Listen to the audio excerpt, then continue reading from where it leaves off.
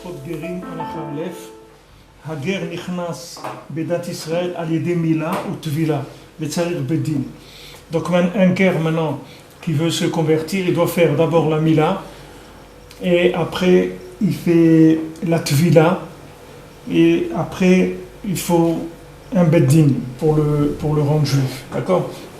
D'abord il fait la brit mila et après il se trempe et après il y a le beddin. כי מתחילה היה עקום מ70 אומות שהם נחזים בהרע הכולל שהוא בחינת עורלה, כמובן דברי רבנו ז"ל. Donc au début, il faisait partie des 70 nations qui a une emprise. Chez eux, il y a une emprise de la Orla, comme c'est écrit dans les paroles de Rabbeinu. על כן, כשנכנס בדת ישראל, צריכים למולו על ידי מצווה סודאיקה, נכנס בדת ישראל. Donc quand quelqu'un veut se convertir, on doit lui faire la brit mila et avec cette mitzvah, il va pouvoir rentrer maintenant dans la date Israël, c'est-à-dire entrer dans le judaïsme.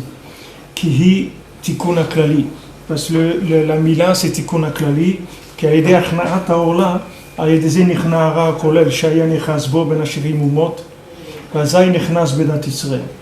Parce que maintenant, par le fait que il fait la brit mila, alors il enlève la orla, c'est-à-dire il enlève le prépuce et il enlève le ra kolel, c'est-à-dire le mal général qui était en prise sur lui, qui vient des 70 nations. À ce moment-là, il peut rentrer dans le judaïsme. C'est-à-dire que c'est pas chayar que quelqu'un va rentrer dans le judaïsme s'il n'a pas fait d'abord la brit mila. Parce que pour pouvoir entrer dans le judaïsme, il faut que son cœur il puisse recevoir en lui la Kedusha de la Neshama, la Kedusha d'Hachem. Maintenant, si quelqu'un il a un cœur bouché, il ne peut pas recevoir. Comment il va recevoir? La première chose, c'est qu'il faut enlever la orla du cœur. C'est-à-dire il faut faire tikkun abrit pour enlever la orla qui est sur le cœur, c'est-à-dire le prépuce qui vient boucher le cœur. Qu'est-ce que c'est ce prépuce qui vient boucher le cœur? Le maasé, c'est quelqu'un qui s'est habitué à vivre sans alliance, c'est-à-dire sans l'alliance avec Hachem. Quelqu'un qui n'était pas en alliance avec Hachem, comment il a vécu dans sa vie? Il a vécu comme quelqu'un qu'on a laissé se débrouiller dans un monde.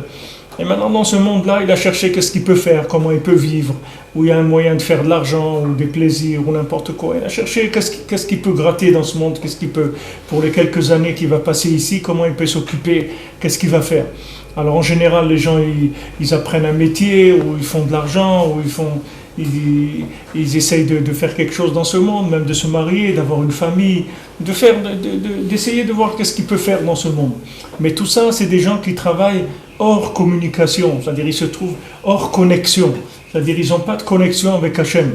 Donc comme ils n'ont pas de connexion avec Hachem, ils ne peuvent pas découvrir que ce monde-là, c'est pas du tout le monde comme ils croient qu'il est. Ce monde-là, il n'est pas comme ça. Eux, ils pensent que ce monde-là, il est fait pour vivre comme ci, comme ça, mais c'est pas comme ça qu'il est fait ce monde. Ce monde-là, c'est un univers de merveilles, des choses splendides, extraordinaires, qui sont des outils de communication avec Hachem. C'est à ça que ça sert. Ce monde-là, il sert à communiquer avec Hachem. Comme une fois, quelqu'un, Rav Zilber, Rav Shalom, m'a raconté, il dit qu'il y avait quelqu'un, une fois il y avait un avion qui passait au-dessus de la forêt d'Amazonie et cet avion il est tombé chez des indigènes. Et ces indigènes-là, ils ont découvert qu'il y avait une montre, une pendule dans l'avion. Donc ils ont découvert cette pendule, ils ne savaient pas ce que c'était. Il l'a emmené au sorcier du village et le sorcier il a dit laissez-moi une nuit et demain je vais vous dire ce que c'est cette chose-là. Donc le lendemain le sorcier il est venu, il leur a dit voilà, ça c'est une montre, c'est-à-dire ça, il y a une roue, il y a des roues dedans qui tournent et ça fait avancer les minutes, ça fait avancer les heures, ça fait avancer les secondes, etc. Il leur a expliqué toute la montre, comment elle marchait. Alors quand il a expliqué tout le fonctionnement de la montre, quelqu'un lui a demandé mais monsieur le sorcier, à quoi ça sert ça? Et il dit ça je ne sais pas. Je peux vous dire comment c'est fait, mais à quoi ça sert je ne sais pas. Alors même les gens, les plus grands scientifiques qu'il y a dans le monde, les plus grands les plus grands savants, comme dirait Veliovic, les plus grands savants de Marseille, qui ont découvert des choses extraordinaires, mais jamais ils vous diront à quoi ça sert.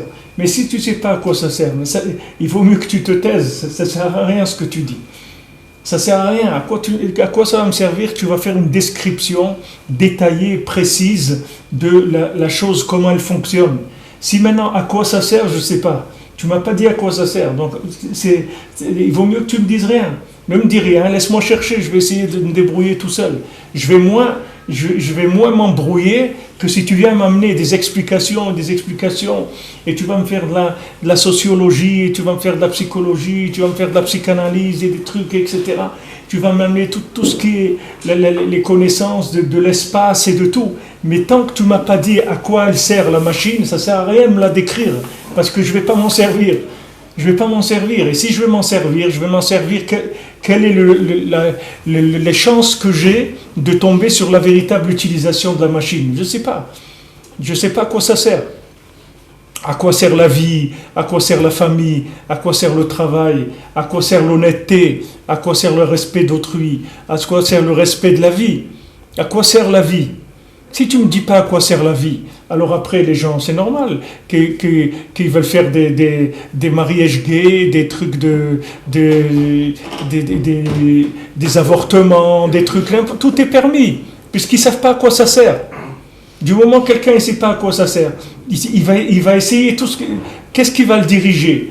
Ce qui va le diriger, c'est ce qu'il ressent, ou ce qu'il a entendu, ou ce qu'il a réfléchi, ou des choses comme ça. Mais ça n'a rien à voir avec le but de la chose elle-même. Donc maintenant, à quoi ça sert de commencer à ouvrir le débat et à commencer à analyser, à faire des analyses profondes, que ce soit des analyses du nefesh, c'est-à-dire de tout ce qui est psychologie, etc., ou bien des analyses de la matière, du gouffre, etc. Quand tout ça, il n'y a pas la réponse à quoi ça sert, il n'y a pas. Vous pouvez demander à n'importe quel professeur, tout ce que vous voulez, qui est plus grand, vous lui dites à quoi la vie, à quoi ça sert. Il ne pourra pas vous répondre. Et si quelqu'un ne vous répond pas à ça, alors ça veut dire que toute votre vie, vous allez être paumé, c'est tout dans ce monde. Parce que tant que vous ne saurez pas à quoi ça sert, la vie, elle n'a pas de sens. Il faut qu'elle ait un sens, la vie. Enfin, ils le reconnaissent. Hein? Ils le reconnaissent. Et qu'est-ce qu'ils reconnaissent? Moi, j'avais été à une conférence du CERN sur Bereshit. D'accord? CERN, c'est en Suisse, donc les turbines atomiques. Là. C'est une équipe israélienne qui a mis en place qui a mis en place les choses. Très clairement, il y avait la moitié de la salle, c'était des gens religieux. On a posé la question avant que la conférence commence. Il a dit nous, on étudie la mécanique. Le pourquoi, on ne sait pas. On parlait quand même de la naissance du monde, la naissance de l'univers, l'origine, le Nekuda. Il dit nous, c'est pas notre domaine, ça. Nous, on reste dans l'analyse mathématique. Oui, mais ça ne sert à rien, l'analyse. L'analyse mathématique, elle va me servir que si je sais à quoi ça sert. Mais Madame Arichon, il a vu la connaissance du bien et du mal. Il a dit c'est extraordinaire. Hachem lui a dit attends, d'abord je vais te dire à quoi ça sert, et après tu vas manger. Mais si tu manges avant de savoir à quoi ça sert, tu vas faire que des bêtises. Tu vas comprendre des choses sans savoir à quoi ça sert. Mais il faut que tu saches à quoi ça sert. Vous savez, dans les métiers, moi dans le métier de l'imprimerie, j'ai vu souvent, il fallait parler aux graphistes, que les graphistes, ils faisaient des graphismes qui sortent jamais dans l'impression, c'est-à-dire qu'ils sont irréalisables sur la machine. Ils s'amusent à l'écran, mais je leur disais tout le temps, mais il faut que vous ayez la machine dans la tête, parce que sinon votre graphisme, il ne sert à rien. Si la machine, elle n'est pas capable d'imprimer des nuances de couleurs comme ça, mais ça ne sert à rien de les faire. Vous allez sortir un truc qui est horrible. Fais quelque chose, réduis un petit peu la créativité, voilà, le côté artiste, et rentre un peu dans la machine, regarde un peu ce qu'elle peut imprimer, comme quantité de points, des trames, etc.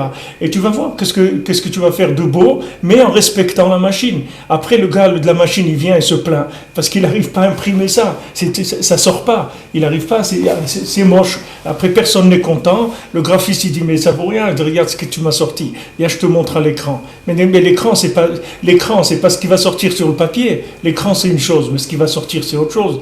Ça, c'est pareil. Le monde, les gens, ils savent pas à quoi il sert. Alors c'est du virtuel, puisque tu ne sais pas à quoi il sert. Quelqu'un dit, oui, l'avortement, oui, pourquoi un enfant que sa mère, il c'est sûr qu'il va échouer dans la vie. Mais tu sais, c'est des bêtises, tu racontes n'importe quoi. Qui est-ce qui te dit que maintenant, cette personne-là, d'abord, elle va vivre, elle doit vivre. Puis cette personne, elle va naître, elle va prendre son premier biberon, elle va mourir peut-être. Et ça suffit, elle a terminé. Tu sais rien du tout. De quoi tu parles? Tu es en train de faire des théories sur du vide total. Tu sais pas à quoi ça sert. Tu sais pas l'individu à quoi il sert. Le jour où tu sauras à quoi il sert, alors viens, on parle de ce que tu veux. Mais tant que tu n'as pas accepté la base de la vie, de quoi on parle? Ça ne sert à rien de parler. Ça ne sert à rien de faire des débats avec des ignorants. Il y a des gens ignorants les uns plus que les autres. Tu comprends? Les gens, ils sont plus... C'est des batailles d'ignorants. C'est ce qu'elle dit la Mishnah. Elle dit, ne va pas fréquenter des synagogues d'ignorants parce que tu vas sortir à moitié fou. Tu vas fréquenter ou n'importe quel il va commencer à t'inventer des trucs. Mais c'est écrit à quoi ça sert. Hachem, il a dit à quoi il sert le monde. Et l'avortement, c'est assourd, tu n'as pas le droit. Et c'est encore plus assourd pour les goïms que pour les juifs. L'avortement. C'est-à-dire un juif, un goy qui fait l'avortement, il est chayav mita mamash. Un juif, c'est grave, mais c'est pas la même, c'est pas la mort. C'est pas condamnation à mort. Mais les gens ils parlent. Je vous donne un exemple comme ça qui est de l'avortement, mais toute la vie elle est comme ça. C'est pareil même quand le bonhomme il va le matin à l'épicerie, c'est pareil. Pourquoi tu vas à l'épicerie? Tu vas acheter. Oui, mais je vais manger. Tu vas manger pourquoi? Pour vivre. Mais pourquoi? Alors vous allez au bout, vous allez tomber toujours sur le même point d'interrogation. Qu'est-ce qu'on fait ici? Voilà. Alors que les gens s'ils s'arrêtaient et ils disaient moi je continue pas tant que je sais pas à quoi ça sert, le monde il serait différent complètement. Les gens ils diraient nous on veut d'abord que vous nous expliquiez à quoi ça sert, pourquoi on est là, qu'est-ce qu'on fait. Et tant que vous ne nous expliquez pas ça, on va pas travailler, on fera rien du tout.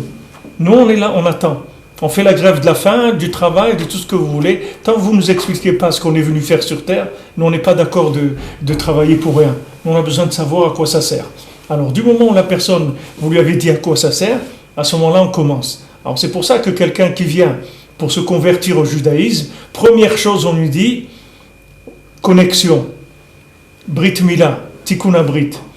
Ok, tu es en connexion, alors viens maintenant, on ouvre les mails, on ouvre tout ce que tu veux. Mais d'abord tu fais connexion. Il n'y a pas de connexion, il n'y a pas de quoi parler. C'est pas la peine qu'on te parle, puisque c'est un langage, tu parles avec un langage de quelqu'un qui est pas connecté. Donc tout ce que tu vas dire, même si tu dis des mots qui sont clairs, lui ne peut pas comprendre de quoi tu parles. Parce qu'il lui connaît les expressions de gens qui ne sont pas connectés. Il y avait le Lashon HaKodesh dans le monde. C'était la première langue du monde, d'accord? Maintenant, pourquoi les gens ils ont besoin de créer 70 langues? Pourquoi chaque nation, elle a eu besoin de créer 70 langues, alors que maintenant on parle de réunification du monde avec l'anglais, ou ils cherchent une langue qui soit véhiculaire pour tout le monde, parce qu'ils ont vu qu'à un moment, les gens ils ont besoin de communiquer d'un pays à un autre. Comment ils vont faire? Si chacun est avec sa langue, mais les gens ils ne peuvent pas communiquer. Alors que maintenant, ils étaient tranquilles au départ, ils avaient la Lashon HaKodesh, et tout le monde aurait parlé la Lashon HaKodesh, c'était réglé. D'abord, c'est le langage. Rabbeinu dit que le Lashon HaKodesh, c'est Tikkun Brit. Rabbeinu dit si quelqu'un il n'arrive pas à travailler sur l'alliance, il n'a qu'à travailler sur le Lashon HaKodesh, c'est-à-dire lire des choses en hébreu et lire des choses en hébreu. Et la lecture de l'hébreu, ça crée la communication avec Hachem. Parce que c'est le langage de la création. C'est pas maintenant, c'est pas une imitation, c'est pas un playback. Comme vous voyez à mon époque quand j'étais jeune, le playback c'était, vous voyez la bouche elle bougeait pas en même temps que la chanson. Vous entendiez la chanson, la bouche elle bougeait, soit les lèvres elles bougeaient avant ou après. Mais c'est exactement la même chose. C'est-à-dire que maintenant les gens ils entendent une musique et ils essayent de faire le playback, c'est-à-dire ils voient le monde et ils essayent de créer un playback par rapport qui colle à la nature. Ils essayent de faire coller des explications à la nature. Mais il y a une seule langue qui est la langue de la création, c'est le Lashon HaKodesh. Parce que quand vous dites un mot à la Shon HaKodesh, et on le voit quand on étudie la paracha, il y a des traductions, que les pauvres les gens, ils se cassent la tête pour essayer de traduire en français le Rashi et tout. Parce qu'il y a des mots, on ne peut pas.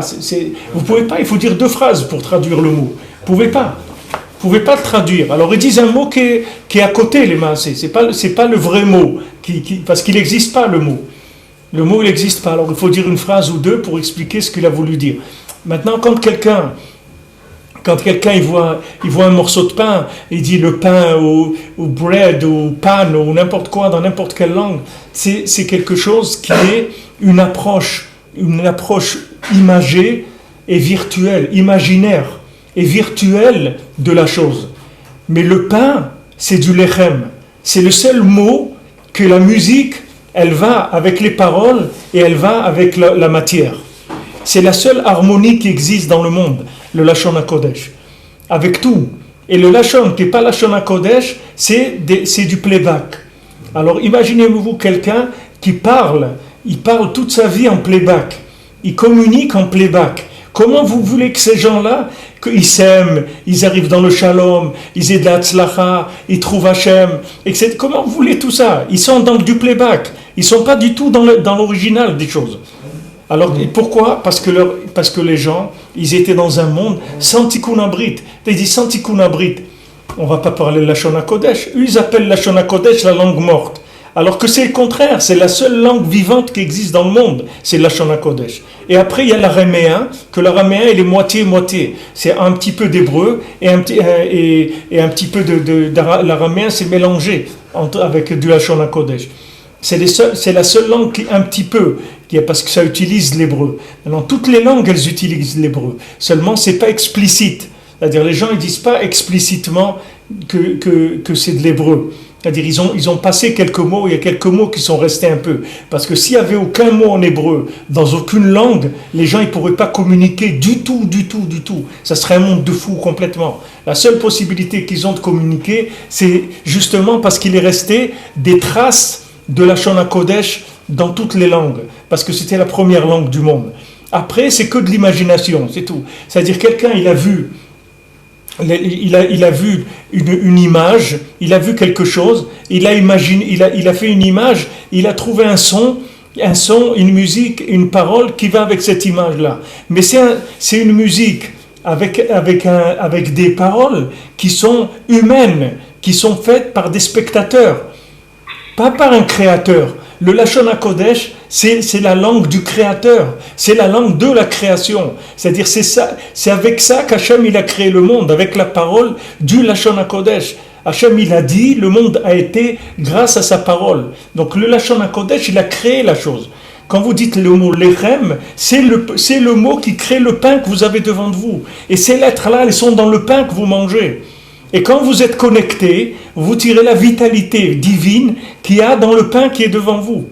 Et quand vous faites la bracha en Lashon HaKodesh, tout ça c'est des clés d'ouverture de la vitalité. Maintenant, allez dire à quelqu'un qui est en dehors complètement, dis-lui de ça, il ne comprend pas de quoi vous parlez, Bichlal.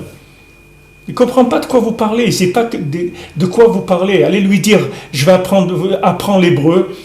Il va dire, mais c'est trop dur pour moi l'hébreu, je ne comprends pas. C'est comme quelqu'un en français, quand quelqu'un veut dire qu'il ne comprend rien, il dit c'est de l'hébreu. C'est une expression en français, pour dire que c'est complètement hermétique pour quelqu'un qui est dehors, parce qu'il n'y a pas de brite.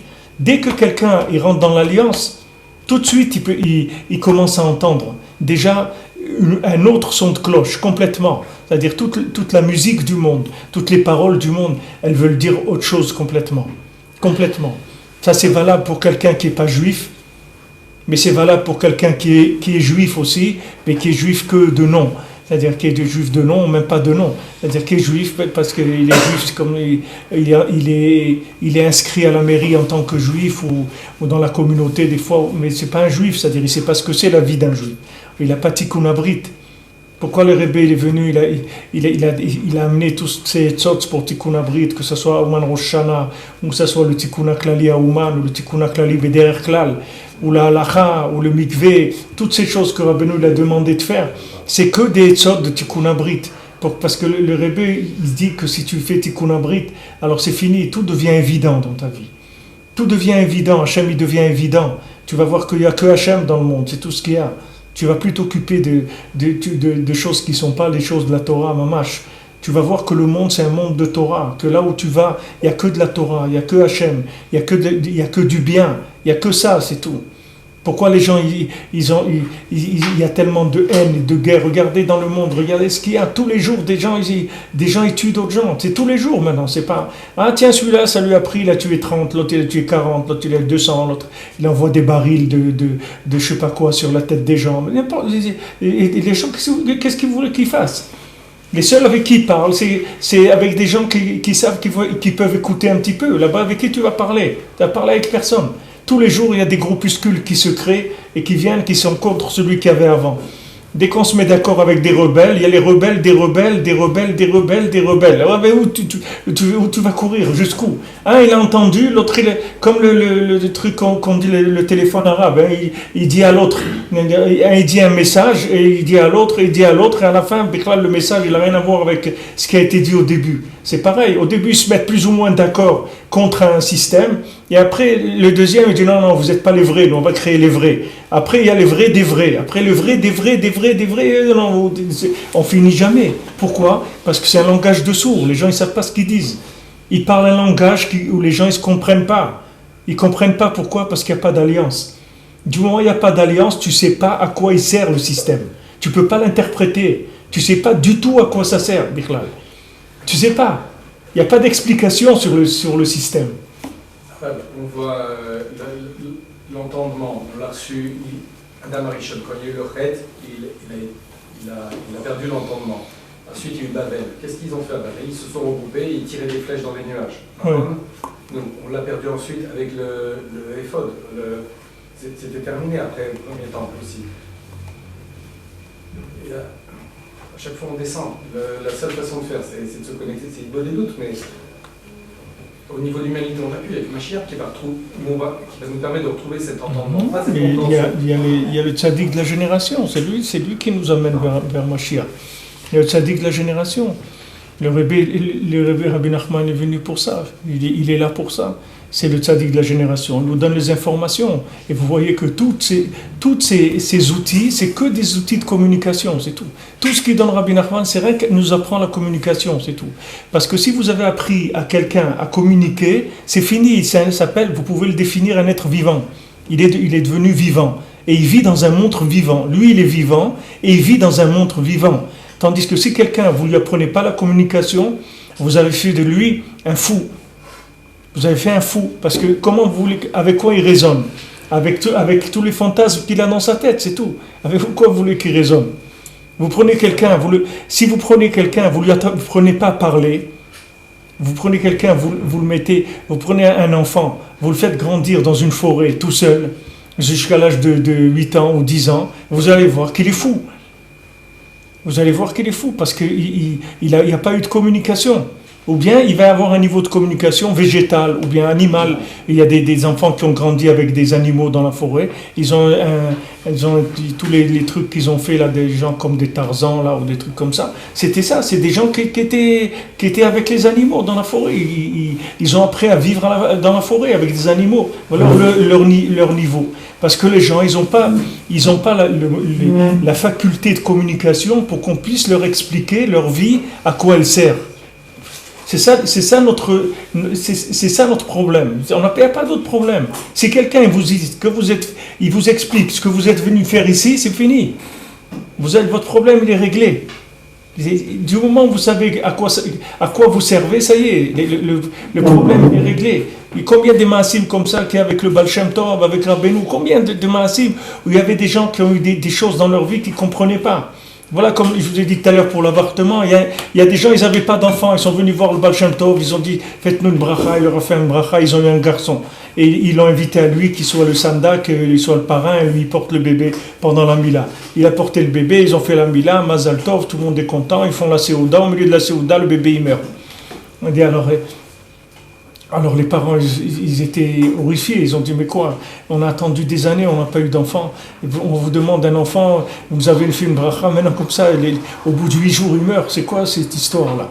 Alors le Baal Shem Tov, il leur a dit, il leur a raconté l'histoire justement de quelqu'un qui était un prêtre ou un curé et qui s'est converti au judaïsme et qui est devenu un très grand tzaddik, mais la seule chose qu'il n'avait pas fait, justement de quoi on parle là, c'est de la Mila au 8e jour, parce qu'il a fait la Mila à l'âge de 16 ans, quelque chose comme ça, quand il s'est converti au judaïsme. Alors lui, c'était un grand tzaddik, il est monté dans des niveaux très hauts dans le monde futur. Et quand il est arrivé à un certain niveau, on lui a dit maintenant tu peux plus monter plus haut parce que là-bas il faut avoir fait la Mila le 8e jour pour avoir accès à ça. Alors ils lui ont dit est-ce que tu veux descendre pour 8 jours et tu fais la Mila 8e jour et tu remontes. Il a dit d'accord. Alors il leur a dit c'était ça votre fils. Vous voulez que je le fasse revivre? Je vous le fais revivre. Il dit non ça va c'est bon. Pourquoi? Parce qu'il leur a expliqué, c'est tout. Du moment où il leur a expliqué, ça ne veut pas dire que ça leur a pas fait mal, ça leur a fait mal. Mais le coup, j'ai compris pourquoi je l'ai pris, donc ça va, ça y est, c'est bon. Les choses elles sont réglées. Mais quand je prends des coups, je ne sais pas à quoi ça sert. Quand je suis dans une entreprise, je travaille, je ne sais pas pourquoi lui il est patron et moi je suis l'ouvrier, je ne sais pas pourquoi lui il gagne 100 000 et moi je gagne 1000, comme ils ont sorti cette semaine en Israël, des gens qui ont 80 fois le salaire, des gens qui gagnent 800 000 shekels par mois, des salaires de 800 000, entre 400 000 et 800 000 shekels par mois. Alors les gens ne comprennent pas, ils disent attends, mais qu'est-ce qu'il a? Il n'a pas 4 oreilles, il n'a pas des antennes, qu'est-ce qu'il a? Pourquoi lui il gagne 800 000, moi je gagne 8 000? C'est basé sur quoi? Alors, on ne peut pas lui expliquer, il y a des choses qui vaut mieux les considérer comme inexplicables. Alors, le monde, c'est ça, c'est des questions sans arrêt. À quoi ça sert? À quoi ça sert? Pourquoi comme ça et pourquoi comme ci? Le jour où la personne elle a découvert qu'il y a Hachem dans l'Olam et qu'elle communique avec lui, il n'a plus de questions. Il n'a plus de questions. C'est fini. Quelqu'un qui a de la émouna, il n'a plus de questions. Il avance avec Hachem et c'est tout. Il n'y a plus de questions. Ça veut dire ça, c'est le menu, c'est tout. C'est le menu. Quand vous passez à un restaurant, menu du jour, soupe à l'oignon et trucs, et au dessert, vous avez de la poire belle Hélène et trucs, c'est tout. Maintenant, pourquoi? C'est comme ça, c'est tout. C'est le menu, monsieur, c'est ça. On a acheté les trucs, tout est là, c'est tout, c'est le menu de la journée. Quelqu'un, son menu aujourd'hui, c'est celui-là, c'est tout. Voilà, j'ai vu ce matin, je marchais, il y avait un taxi, le pauvre, il s'est pris un PV de bon matin, à 8h du matin, il était énervé, truc. Et il disait, mais Hachem, tu sais pas, le policier disait, maintenant tu es garé comme ça, mal garé et tout, je te mets le PV. Mais pourquoi il a pris? C'est tout. Si tu m'amines qu'il y a Hachem dans le monde, alors il n'y a pas de question. Pourquoi moi, pourquoi pas moi, et pourquoi ci, pourquoi l'autre, et pourquoi j'ai un mari comme ça ou une femme comme ça. Il y a Hachem dans mon âme, c'est tout. Va avec Hachem, tu n'as plus de questions. Les questions, elles viennent quand il y a des déconnexions, c'est tout. Quand il y a un moment où la personne elle est déconnectée, alors ça commence les questions. Tant que la personne elle est connectée, il n'y a aucune question, Bichlal. Et ça, c'est la vie. Parce que les questions, ça tue les gens. Quand c'est écrit Vaimareru Etrayem Be'avoda Kasha, quand ils ont rendu leur vie amère avec un travail difficile, les Chazal ils disent qu'est-ce que c'est avec des Kavoda Kasha, c'est des couchiotes. C'est comme ça qu'ils les ont rendus amers aux Juifs en Égypte. Ils les ont amenés à une baisse de la Emouna. Et à ce moment-là, ils ont commencé à avoir des questions. Mais pourquoi ça? Et pourquoi ça? Et pourquoi ça? Et pourquoi ça? Et ils avaient des questions et des questions. Tu vois que les gens qui ont des questions, ils sont bloqués dans leur vie. Hein? Ils sont en colère, ils sont frustrés, ils sont bloqués, ils n'arrivent pas à avancer.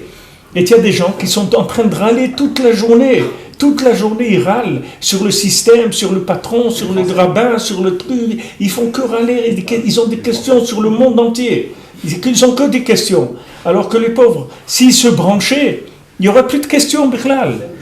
Il n'y a plus de questions. On a vu dans la paracha que même dans le éphod, dans le pectoral qu'il avait le Kohen. Alors quand il y avait les lettres, quand il demandait quelque chose, et les lettres elles se mettaient à briller sur le pectoral, mais ça suffisait pas. Il fallait maintenant les assembler. Pour les assembler, qu'est-ce qu'il dit Rashi? Qu'est-ce qu'il recevait le Kohen? Il recevait le message dans son cœur. Le message, il le recevait dans son cœur. C'est comme ça qu'il lisait ce qu'il avait écrit. C'est pas, sinon, si maintenant on vous met des lettres, et ça c'est déjà un niveau, les lettres, c'est pas, parce que la plupart des gens c'est des illettrés, des véritables illettrés, c'est-à-dire les gens ils connaissent pas les lettres du monde. Mais même si quelqu'un connaît les lettres du monde, c'est comme on dit un homme de lettres, c'est-à-dire il connaît les lettres du monde, même si c'est un homme de lettres. Mais encore, faut-il qu'il ait l'inspiration de l'assemblage des lettres. Et ça, c'est pas donné à tout le monde. Même quelqu'un qui est un homme de lettres, c'est-à-dire que Béhémet, il a réfléchi juste. Disons qu'il a réfléchi juste, il a trouvé les lettres qui brillaient dans le monde. Il a dit voilà ça, on va travailler sur la cellule familiale, sur les valeurs familiales, sur les valeurs humaines, sur ça. On va faire du bien dans le monde, on va soigner les gens. Ok, tout ça c'est des lettres, tout ça c'est bien, il n'y a pas de problème. Mais il faut les assembler. Il faut que tu les assembles, ces lettres, pour comprendre ce que ça veut dire. Et ça venait dans le cœur du Cohen. Ça ne venait pas dans quelque chose qui était visible et palpable. C'était une inspiration, c'est Ruach HaKodesh Gamour. C'est-à-dire c'était un souffle divin qui venait dans son cœur. C'est ce qui s'appelle le Da'at, c'est-à-dire ce qu'on appelle le Da'at Hashem. C'est-à-dire connaître Hashem. Connaître Hashem par connexion. Rabbeinu, il te dit, tu vas faire Hitbo des doutes, tu as Ruach HaKodesh. Rabbeinu, il te dit, quand tu vas faire Hitbo des doutes, tu as Ruach HaKodesh, ça veut dire qu'Hachem il va te parler dans ton cœur. Si tu vas faire Hitbo des doutes, d'abord tu vas voir des lettres dans le monde. Quand tu vas aller, tu sais que tout c'est des signes, que tout ce qu'il y a dans le monde, c'est que des lettres. Il n'y a que des lettres dans le monde. Et tout ce qui se passe et tout ce que tu vois et que tu entends, ce sont que des messages. Maintenant il faut les interpréter. Comment tu vas les interpréter? Le souffle divin il va venir dans ton cœur et il va te dire comment interpréter les choses. C'est que de la connexion. Il n'y a pas autre chose dans la vie. Il n'y a pas autre chose. Quelqu'un rencontre un conjoint, il veut se marier. Il doit se marier, il ne doit pas se marier. Qui est-ce qui est au monde, il peut te dire si tu dois te marier avec cette personne ou pas. Celui qui te dit oui, je sais, alors il faut que tu te sauves de chez lui parce qu'il est fou. Si lui te dit je suis sûr que vous êtes faits l'un pour l'autre, il faut que tu te sauves vite de chez lui parce que c'est sûr qu'il est fou. Tu comprends? Mais si quelqu'un il te dit je sais rien du tout, mais si Hachem il a fait que vous êtes rencontrés et si vous vous aimez, vous avez envie de vous marier, Mazal Tov, alors tu peux l'écouter. Mais si quelqu'un te dit oui, on voit bien que vous êtes faits l'un pour l'autre, qu'est-ce que tu vois? Tu vois quoi? Le bout de ton nez, tu le vois pas. Tu veux voir si cette Neshama elle peut vivre avec cela. Tu peux signer un chèque en blanc pour le résultat des courses. Tu peux savoir ce qui va se passer avec ces gens-là. Donc tu sais quoi? Tu sais rien du tout. De quoi? Qui est-ce qui peut oser dire oui, je sais que tu fais. Tu sais, qu'est-ce que tu sais quoi? Il n'y a que Hachem qui sait. Tu ne sais rien du tout. Qu'est-ce que tu sais? C'est que Mistama. S'ils sont rencontrés, c'est tout. Tu fais une bracha, que Bezat Hachem, tout se passe bien, que ça soit ce qu'il faut. C'est tout ce que tu peux faire. Tu peux pas, des choix comme ça, tu ne peux pas les faire avec. Il n'y a aucun cerveau qui peut faire ces choix-là. Ça n'existe pas. Un cerveau qui sache ça. Même quelqu'un qui est lettré dans la Torah, je parle même pas un homme de lettres du monde, un homme de lettres dans la Torah, quelqu'un qui connaît la Torah. S'il n'a pas Ruach HaKodesh, s'il ne fait pas Hitbo des doutes tous les jours, il faut que tu te sauves de lui, parce qu'il peut te dire des choses qui sont complètement à l'envers. Complètement à l'envers, parce que lui, il prend les lettres, il les assemble. Les gens ils croient que c'est de Scrabble, ce Roland-là. Qu'est-ce que tu as? Ah, tu as un truc, attends, qu'est-ce qu'on va... tel mot, on va faire tel mot. Mais c'est pas ça la vie. La vie, il faut que tu Ruach HaKodesh, sinon tu peux pas. Si tu n'as pas Ruach HaKodesh dans ce monde-là, tu ne sais pas ce qu'il faut faire. Rien, dans rien. La parnassa, tu ne sais pas. On te propose un travail là. Qu'est-ce que tu en sais? Voilà le Ben Melech, ils lui ont dit, tu vas venir. Toi, tu es un fils de roi. Bon, ok, voilà, tu vas faire berger. On va te donner des vaches. Il dit, mais attendez, taisez-vous. Tu fais ce qu'on vous dit, c'est tout. Tais-toi, fais ce qu'on te dit. Tu vas emmener les vaches. Il dit, mais vous n'avez pas quelque chose de mieux pour moi? Moi, je suis quand même pas je suis pas un paysan. Je suis un fils de roi. Mais il y a un besoin dans le monde de comprendre davantage.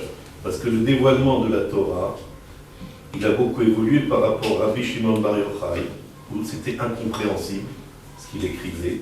Ensuite, on est parti à Arizal, c'était encore incompréhensible, un peu plus précis que le Rabbi Shimon Bar Yochai. Après, il y a eu le Baal Shem Tov. Après, il y a eu Rabbi Nachman. Et Rabbi Nachman, il raconte des histoires parce qu'il y a un besoin général dans le monde de savoir davantage. Il y avait une époque où les gens se contentaient d'un Teilim ou peut-être d'un niveau. Maintenant, les gens veulent savoir parce que c'est quelque part un médicament de savoir, ça soulage. C'est pas, Jacob, c'est pas le savoir, c'est pas la lettre que les gens y cherchent. Les gens y cherchent la vie. C'est pas la lettre que les gens y cherchent. Il y a des gens qui sont lettrés, très lettrés, et tu les trouves un jour, à Chamishmor, ils se sont pendus dans leur cave, tu comprends? Et c'est des gens qui étaient très lettrés. Donc, alors... Ils ont trouvé la lettre, mais ils n'ont pas trouvé comment ça s'assemble, tu comprends?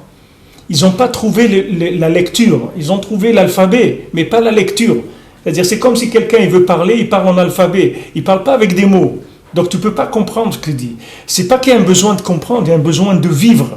C'est-à-dire il y a un besoin d'une compréhension qui donne la vie, pas une compréhension qui ne donne pas la vie. C'est ce qu'Hachem il a dit à Adam Arishon, tu vas comprendre, mais sache que cette compréhension elle va te tuer. Pourquoi? Parce que d'abord tu dois rentrer dans la Emouna, d'abord rentre dans Shabbat, d'abord Tikkun Abrit. Une fois que tu as fait Tikkun Abrit, maintenant tu as le droit de commencer l'assemblage des lettres. Si tu n'as pas, Rabbeinu te dit, même un rave qui n'a pas le Tikkun Abrit, qui n'est pas Kashour ou Tzadik, c'est dangereux ce qu'il peut dire. Parce qu'il peut assembler des lettres qui sont pas, c'est pas ça le véritable assemblage. Est-ce qu'on doit conclure? Voilà, tu l'as raconté, quelqu'un il voulait envoyer son fils, il était malade, il voulait l'amener à Ouman. Il lui a dit, au lieu d'aller, pourquoi tu vas aller à Ouman? Donne l'argent à la tzedaka et on va arranger tout ça. Qu'est-ce qu'il a arrangé? Le gosse il est mort, qu'est-ce qu'il a arrangé? Il n'a rien arrangé du tout. Qu'est-ce qu'il a fait? Donc la meilleure des choses qu'on pourrait faire devant une personne qui a des gros problèmes, c'est de lui tendre un tikkun aklali. Voilà, tikkun aklali, c'est tout. Tu donnes tikkun aklali, ça s'arrête partout. Ça nécessite pas de parole, ça nécessite pas il n'y a rien, tu le mets en connexion. Quelqu'un il a besoin de téléphoner, tu lui donnes un téléphone et il téléphone, c'est tout. C'est la meilleure chose que tu as fait. Tu le mets en communication avec Dieu, c'est tout. C'est tout. Tu lui donnes un tikkun aklali, tu l'as mis en communication avec Hachem, c'est tout. Et ça, tu vas réparer avec ça, c'est pour ça que ça s'appelle tikkun aklali. Parce que ça répare tout. C'est tout. Une fois que le gars il a compris, qu'il voit la mise en scène, il voit tel élément à quoi il servait, tel élément à quoi il servait. C'est comme si quelqu'un il voit un film qui va se dérouler et il voit tous les éléments du film, ils sont posés là. Mais il n'a aucune idée du film, qu'est-ce que ça va être. Bien qu'il voit ici, il voit un monsieur, un vieux ici, un bébé, un chien, un arbre, un truc. Mais il ne sait pas du tout à quoi il sert le monde. Il ne sait pas du tout. Comment tu veux qu'il assemble? Déjà les priorités. Est-ce que la priorité c'est le mariage, c'est l'argent, c'est la santé, c'est quoi la priorité de la vie? Qu'est-ce que je dois mettre en premier dans ma vie? Demande ça à quelqu'un. Va prendre n'importe quel professeur d'université, de n'importe où. Dis-lui, monsieur, quelle est la priorité dans ce monde? Qu'est-ce que je dois faire d'abord? Tu vas voir qu'il ne sait pas quoi te dire. Il va te dire n'importe quoi. Il n'y a pas de priorité. La Torah, elle te donne tout. Elle te dit, 18 ans, il faut que tu te maries. Ça y est, arrête. Ça y est, va te marier, c'est tout. Rabbeinu, quelqu'un, il ne se mariait pas. Rabbeinu lui dit, écoute, quand tu seras marié, tu reviens, c'est tout. On ne commence pas. Tu as 18 ans, va te marier, c'est tout. Les gens ils disent, ouais, mais le truc, la parnassa, il n'y a pas de parnassa, il n'y a rien, va te marier, c'est tout. C'est simple. C'est simple, mais c'est les priorités de la vie. Il n'y a que des gens qui connaissent la vie qui peuvent vous dire ce qu'il faut faire. Alors que d'autres ils vont te dire, non, va étudier jusqu'à l'âge de 30 ans, comme ça tu connais bien la Torah, etc. Mais qu'est-ce que tu vas faire? Tu vas travailler hors connexion avec jusqu'à l'âge de 30 ans en étant un lettré, sans Ruach HaKodesh, c'est-à-dire sans connexion. Mais tu peux faire n'importe quoi dans le monde. Tu peux faire des destructions énormes. Sur toi-même déjà, à part ce que tu peux faire sur les autres. La Torah te dit, 18 ans, tu dois te marier, c'est tout. Normalement, c'est après la bar mitzvah. Mais 18 ans, tu dois te marier et tu ne dois pas dépasser 20 ans. Il faut que tu te maries avant l'âge de 20 ans. C'est la Torah qui te dit ça. Elle ne te dit pas ça pour t'embêter. Elle te dit ça pour t'apprendre la vie. Te dire, voilà ce que c'est la vie. Tu veux vivre, voilà. Tu verras que la Torah, c'est que des inyanim de connexion, c'est tout. C'est ça qu'elle te met en priorité. Une fois que tu as fait la connexion, après on commence à parler le travail, après on rentre dans le travail. Mais d'abord, Bereshit, Brit, d'abord Bereshit, Brit Esh, d'abord tu commences le Esh du Tikkun Abrit, d'abord tu commences l'alliance. Une fois que tu as commencé l'alliance, viens on s'assoit, on va parler. Mais maintenant si on va commencer à discuter des heures, sur ce qu'on va faire sur Internet, les trucs et tout, tu n'as pas de connexion, on est en train de perdre notre temps. On va commencer c'est du virtuel ce qu'on fait, c'est plus réel. Tu comprends? Rabbeinu, on ne sait pas ce que ça veut dire. Quand quand son fils, il me l'a demandé il y a 2 semaines, mais j'avais entendu du Rav Baour Zilver à la Shalom, il m'avait dit ça une fois, quand j'étais encore Bachour, il m'avait dit, tu sais que quelqu'un dans le Olam Haba, quelqu'un qui aura fait Tikkun HaKlali une fois de plus que quelqu'un d'autre, l'autre il ne pourra pas avoir accès à sa place dans le Olam Haba.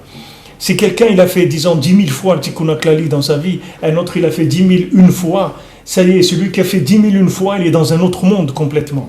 Pourquoi il est dans un autre monde? Parce qu'ici, il est dans un autre niveau de communication. Donc automatiquement, il a fait des assemblages qui sont complètement différents. Plus c'est clair, plus les notions elles sont claires dans ta tête, plus tu les assembles de façon très riche, plus tu t'approches de la vérité de la chose, tu la vois claire, plus les assemblements des choses ils sont très fructifiants, c'est des choses extraordinaires. Quand quelqu'un ne connaît pas bien, il peut assembler des choses qui se ressemblent un petit peu. Rabbeinu dit que tout le nian des chidushim de Torah, des gens qui font des chidushim de Torah, qui ne sont pas attachés au tzaddik et qui ne sont pas tikkun abrit, ils font des assemblements qui sont complètement gratuits. Ils vont vous assembler des éléments qui n'ont rien à voir l'un avec l'autre. Rien. Seulement au niveau imaginaire, il a trouvé quelque chose qui ressemblait une chose à l'autre, alors il les assemble. Même la Gemara, je vous l'ai dit la semaine dernière, je ne sais pas quand j'ai dit ça, même la Gemara, dans le limoud de la Gemara, il y a un mode de raisonnement qui s'appelle la Gzera Shava. C'est-à-dire on voit 2 choses qui se ressemblent, on l'a vu plusieurs fois dans la paracha, 2 choses qui se ressemblent. Donc quand on a dit une chose pour un des éléments, donc comme il ressemble à un autre, alors on applique la deuxième chose sur la chose où on n'a rien dit. Disons qu'il y a A avec B et il y a C tout seul, alors on dit puisqu'il y a C qui ressemble à A, donc il y a le B avec le C aussi. C'est un raisonnement par comparaison, comparatif.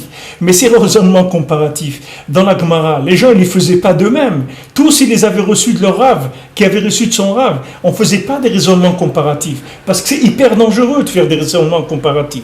Parce que quelqu'un qui fait un raisonnement comparatif, il doit avoir du roi HaKodesh Gamour, c'est-à-dire un souffle divin Gamour. S'il a de l'emprise de Dimionot dans sa tête, il peut faire des assemblages avec des choses qui ne s'assemblent pas du tout, qui ne sont pas assemblées. Combien de rabbanim vous avez qu'au bout de quelques années disent « je me suis trompé ». C'est pas ça qu'il fallait faire. Pourquoi? Au moment où il a assemblé les éléments, c'est pas ça comme ça qu'il fallait raisonner. Maintenant, quand il a vu les conséquences, il a compris qu'il s'était trompé. Mais la chokhmah, c'est se tromper quand tu fais l'assemblage, pas quand le gars il est rentré dans le mur.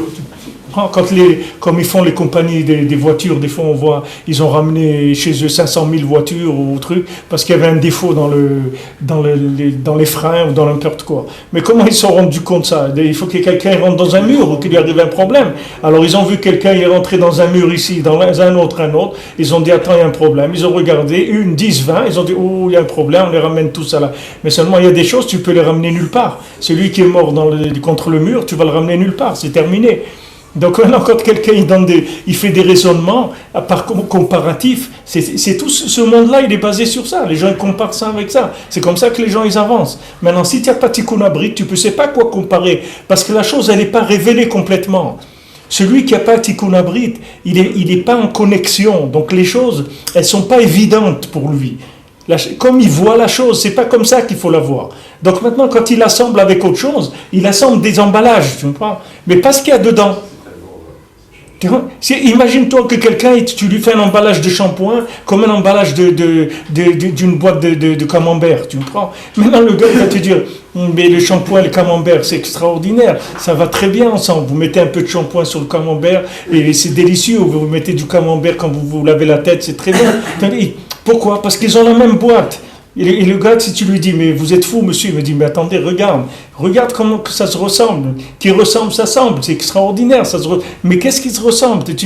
Qu'est-ce qui se ressemble? Tu n'as pas ouvert la boîte. Tu ne sais pas ce qu'il y a dedans, Bichlal. De quoi tu parles? Tu parles nous, tout ce qu'on peut dire, c'est uniquement parce qu'on a des fils qui nous tiennent derrière. C'est-à-dire, on va avec des choses qui sont transmises. Mais si tu vas pas, tu vas avec ta tête, mais tu peux arriver n'importe où. Rabbeinu dit que si quelqu'un il va avec sa tête, il peut arriver à des erreurs monumentales dans ce monde. Monumentales. Et il parle de quelqu'un qui a une bonne tête, pas d'un idiot. Parce qu'un idiot, il va faire beaucoup moins de dégâts dans ce monde que quelqu'un d'intelligent. Mais quelqu'un qui est intelligent, qui est un lettré, Il peut faire des bêtises énormes dans ce monde. Rabbeinu dit, peut y avoir les taouyot, des choses terribles. C'est pour ça que Rabbeinu l'a dit, j'ai été la plus grande chokhma. Et j'ai vu que la chokhma, c'était la tmimout. La plus grande chokhma, c'est simplifier, c'est tout. C'est tout, on ne connaît rien. Le Rebbe, il a dit ça, moi je fais ça, c'est tout. Tu as autre chose à me proposer, écoute, moi j'applique une méthode qui a déjà marché, elle a bien marché, pourquoi laisse-moi tranquille, moi j'ai mon Man Rosh Shana, j'ai mon Tikkun HaKlali, mon Hitbodedut, mon Chatzot, mon Mikveh, mes trucs, laisse-moi avec ça, ça me suffit, fais ce que tu veux, toi fais ce que tu as envie de faire, mais moi je sais que ça, il y a des garanties, c'est tout, moi je vais là avec des garanties, je suis tranquille. Tranquille, je sais que c'est ça. Et même si j'arrive pas à tout faire comme il faut, etc., en tout cas, je sais ça, je suis en liste, en waiting list sur ce vol-là, pas sur d'autres. Je ne vais pas m'engager sur ni les Caraïbes, ni les trucs. Moi, c'est ça, ma destination, c'est celle-là, j'en ai pas d'autres. C'est ça que je veux. Ça, c'est le point de départ. Point de départ, c'est Tikkun Abrit, c'est tout. Comme Rabbeinu dit, pour le Nyan de Tikkun HaKlali, il dit César, première chose, on va au mikveh et on fait Tikkun HaKlali. Ça, c'est le début. C'est tout. Nachman Roussicher, il me disait ça. Des fois, il me voulait aller au mikveh après la tfila. Alors, comme ça, des mois, il ne me disait rien. Après un jour, il m'a frappé, il m'a dit Slicha que je te dis, excuse-moi que je te dis ça. Quand tu sors du lit, avant ta tête, tu commences à réfléchir, tu vas au mikveh d'abord. Après, tu commences à faire tourner la ciboulette. D'abord, tu te trempes. Après, tu commences la journée. Ne réfléchis pas. Va, fais, c'est tout. Et bien, c'est comme ça qu'il faut vivre. Il ne faut pas réfléchir. L'homme, il commence à réfléchir. En général, toute réflexion, elle fait un refroidissement du moteur. Tout quand les gens ils commencent à réfléchir, ils se refroidissent. Il n'y a pas à réfléchir. Ça va, celui-là, comme Rav disait, voilà, tu venais le voir, Rav, on m'a présenté une jeune fille, etc. Je sais pas, il disait, attends, elle veut faire Shabbos, je dis oui. Et Tarat HaMishpacha, oui. Kashrut, oui. Mazel Tov. C'est tout, il te demande rien d'autre, aucune question, rien d'autre. C'est tout, allez, avance. Et l'homme, à chaque fois, il s'arrête il faut réfléchir. Il faut bien réfléchir à ce qu'on va faire. Mais avec quoi tu réfléchis ? Avec une tête de quelqu'un qui a été complètement contaminé par les maladies mentales qu'il y a dans le monde. Avec ça, tu vas réfléchir. Comment tu veux sortir avec ta réflexion, Bichlal ? Mais seulement Hachem, il fait des nissim que des fois, quand tu réfléchis, tu tombes sur la chose comme elle est.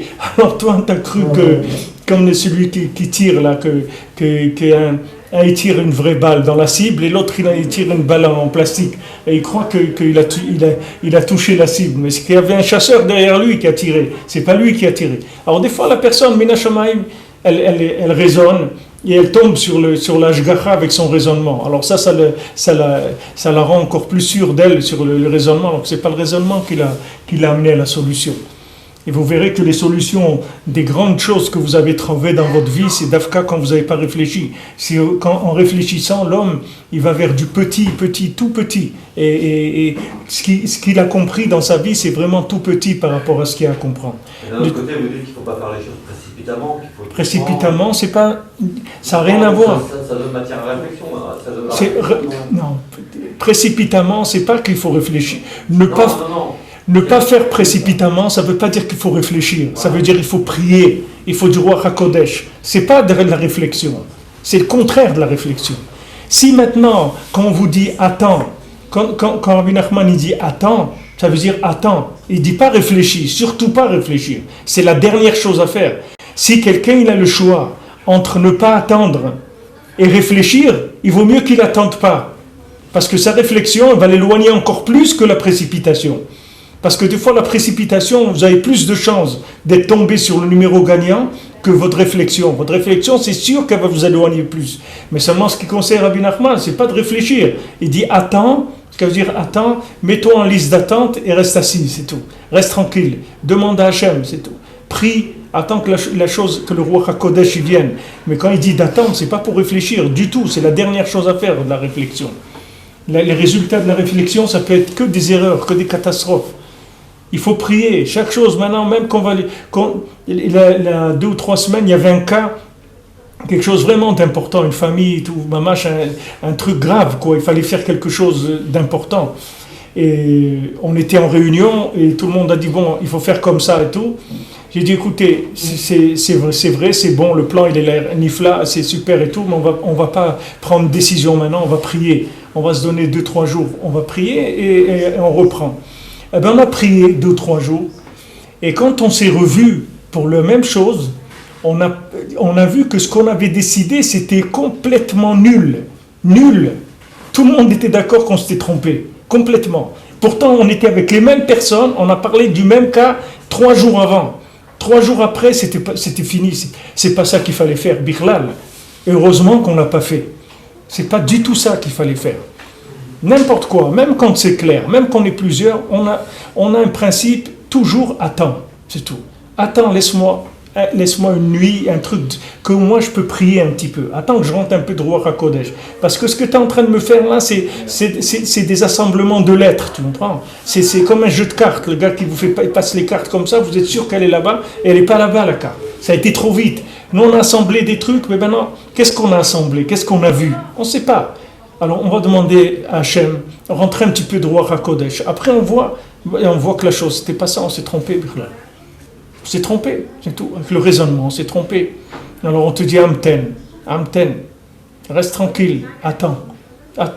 Tu veux faire quelque chose, ok, attends. Tu veux acheter une maison, ok, attends. Tu te l'acheter demain. Qu'est-ce qu'il y a? Non, les trucs. Et le gars il vous dit, attends, j'ai 10 personnes dessus, hein. J'ai 10 personnes dessus, il dit, tiens, il y en aura 11, c'est pas grave. Mais moi, je prends pas de décision comme ça, acheter une maison en 5 minutes. Moi, j'ai besoin un jour. Il y a un monsieur pour le pousser à acheter quelque chose dans l'immobilier. Ils ont dit c'est urgent. Alors il a dit il est urgent d'attendre. Il est urgent d'attendre. Oui, il faut s'apprendre à attendre.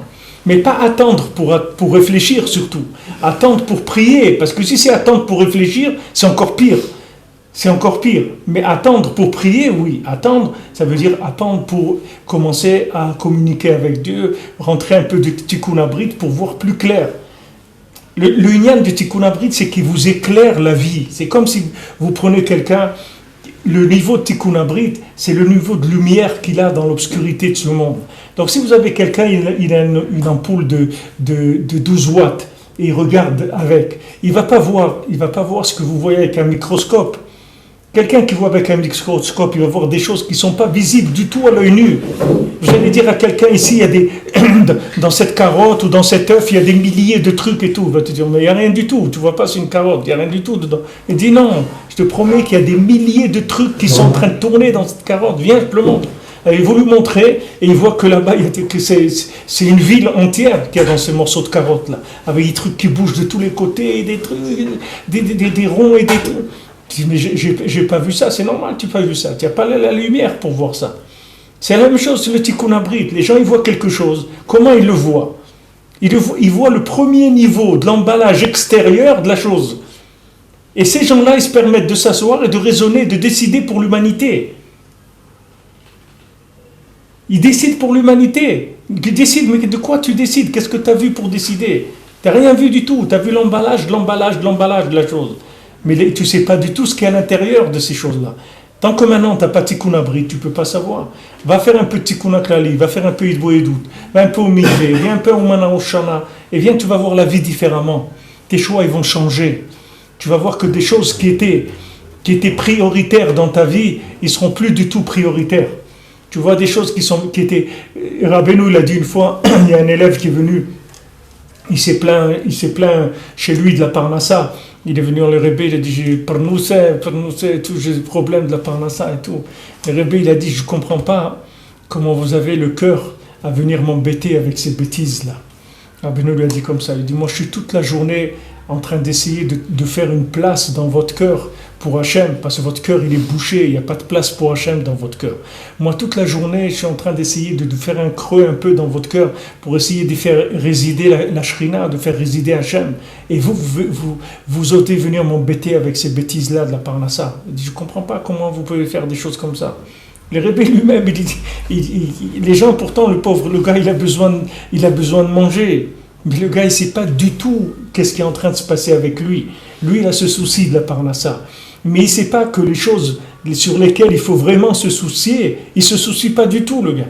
Le gars qui a un cœur de pierre et que dedans, il n'est pas arrivé à rentrer un mot de la Torah, ça c'est pas un souci pour lui. Ça, c'est pas... Oh, et on a fait ce qu'on a pu, hein. Mais la parnassa, ça c'est grave. Ça c'est très grave. C'est que les valeurs, elles ne sont pas à leur place du tout. Alors que le gars, toute la journée, son souci, c'est ça que ça doit être. Quand est-ce que je vais pouvoir faire résider Hachem dans mon cœur? C'est ça que je cherche. C'est ça le but de ma vie. C'est à ça que je veux arriver. Et maintenant, tu es en train de me dire la parnassa. C'est la parnassa. C'est quoi la parnassa? Combien de gens sont morts de faim sur la terre? La plupart des gens qui meurent sur terre, ils ne meurent pas de faim. La plupart des gens dans des pays civilisés ne meurent pas de faim. Alors de quoi tu as de faire du souci? De quoi tu mets toute ta tête là-dedans? Hachem, il veut rentrer dans ton cœur. Fais-lui une place dans ton cœur. Il te dit, donne-moi 1 heure, c'est tout. Je te demande 1 heure par jour. Je te donne moi 23 heures et donne-moi toi 1. Prends 23 pour toi, donne-moi 1. C'est tout. 1 heure, viens avec moi, c'est tout. Mais qu'est-ce que je vais faire? Rien, tu t'assois, c'est tout. Je veux que tu me donnes cette heure-là. Donne-moi cette heure-là et tu verras qu'après tout, tu vas voir plus clair dans ta vie. Parce que quand tu vas me donner cette heure-là, tu vas communiquer avec moi. Il va rentrer en toi un souffle divin. Ce souffle divin, il va t'ouvrir les yeux, il va t'ouvrir le cœur surtout. Quand le cœur il va s'ouvrir, les yeux ils vont s'ouvrir, les oreilles vont s'ouvrir. Tu vas voir des choses que tu voyais jamais avant. Elles étaient à côté de toi, tu les as jamais vues. Comme Rabbeinu dit dans le Sipurim Maasiot, il y avait un jardinier qui était fou. Il venait, le jardinier qui était fou. Alors, et le roi du pays s'était perdu. Alors les gens, ils pleuraient qu'ils avaient perdu le roi de leur pays. Et ils voyaient ce jardinier fou là qui était tout le temps en train de jardiner, etc. Et après, ils ont commencé à faire tchouva. Ils se sont dit, attendez, mais peut-être ce jardinier qui est fou, peut-être c'est lui le roi. Et ils sont venus, et ils sont approchés de lui, ils ont parlé avec lui, ils ont vu que c'était le roi, Béhémet. Et avant, ils croyaient que c'était un jardinier fou. Ils l'ont vu comme un jardinier fou. Pourquoi? Parce qu'ils étaient dans le Gamabrit, ils étaient dans des problèmes d'alliance. C'est pareil, les nations, au lieu de venir, de dire « Oh, Israël, mais attendez, mais ces gens-là, ils ont la solution du monde entre leurs mains. » Entre leurs mains, ils ont la solution du monde. Qu'est-ce qu'on est en train de faire? Il faut les prendre comme conseillers, comme truc, il faut leur demander quoi faire. C'est eux qui ont la solution, mais les gens, pour l'instant, ils voient à l'envers complètement. À l'envers complètement. Comment on voit un degré comme ça de haine dans le monde, d'antisémitisme, il n'y a personne dans le monde. Il y a des gens qui font des massacres, qui tuent des centaines de milliers de gens, on ne leur fait rien du tout. Quand on voit des sportifs israéliens, on ne les laisse pas jouer dans des pays, mais on a vu des choses comme ça. Des associations qui se créent pour lutter, pour empêcher des Israéliens de venir dans des pays, des produits israéliens d'arriver. Mais à qui on fait ça dans le monde? À qui on fait cette chose-là dans le monde? Il n'y a personne à qui on fait ça. On fait ça rien qu'au Ham Israël. Pourquoi? Parce que les gens ils sont tellement aveugles, ils sont tellement dans le Gamabrit, ils sont tellement loin de l'alliance qu'ils n'ont aucune idée des sources de vie où elles se trouvent. Aucune idée. Comme c'est écrit dans le Nar, il dit, ils ont laissé ils ont laissé des sources de vie pour aller choisir des borot nishbarim. Ils ont choisi des puits morts. Et alors, les navis demandent, il dit comment on peut laisser des sources de vie, des sources d'eau, des sources de vie pour aller choisir des puits asséchés, des puits morts. D'où ça vient ça? Et il dit, ça vient rien que du Gamabrit, c'est tout. Quand la personne elle est pogame dans l'alliance, elle est capable d'aller choisir un puits mort, et à côté d'elle, elle a une source de vie avec de l'eau, elle ne la voit pas. Elle va choisir un puits mort. C'est ça qui l'attire, c'est le puits mort. Comme la Gemara elle dit, comment quelqu'un il vendait que de la viande avariée, de la viande pourrie, il avait une queue qui venait acheter, et dans l'autre rue il y avait un magasin qui vendait de la viande fraîche, et il n'y a personne qui achetait chez lui. Il dit mais comment c'est possible? Il dit parce que le Gamabrit, les gens ils sont pas gamme dans le brit, ils sont attirés par des choses qui puent, par des choses dégoûtantes. C'est ça qui les attire, parce qu'ils ne se sont pas rendus compte ils ne voient pas clair. Alors que quelqu'un qui voit clair, il va aller vers la source de vie, et vers la viande fraîche, il va aller vers les choses qui sont intéressantes dans ce monde. Et pour ça, il faut que Hachem il lui ouvre les yeux. Comment il va lui ouvrir les yeux? Par la connexion, commence la communication. Donc c'est pour ça qu'il dit, un guerre, avant de rentrer, il commence par Tikkun Abrit. D'abord, on lui fait la circoncision, d'abord il fait la Brit Mila. Après on commence. D'abord ça, la Brit Mila. Rav Levi Yitzhak Alav Shalom, il disait, fais Tikkun Abrit. Il disait, jette le sheretz, jette le sheretz, la chose que tu as dans ta main, ce lézard ou cette chose que tu as dans ta main. Et quand tu vas te tremper une mikvé, une seule fois, ça suffit. Tu n'as pas besoin de te tremper 10 fois.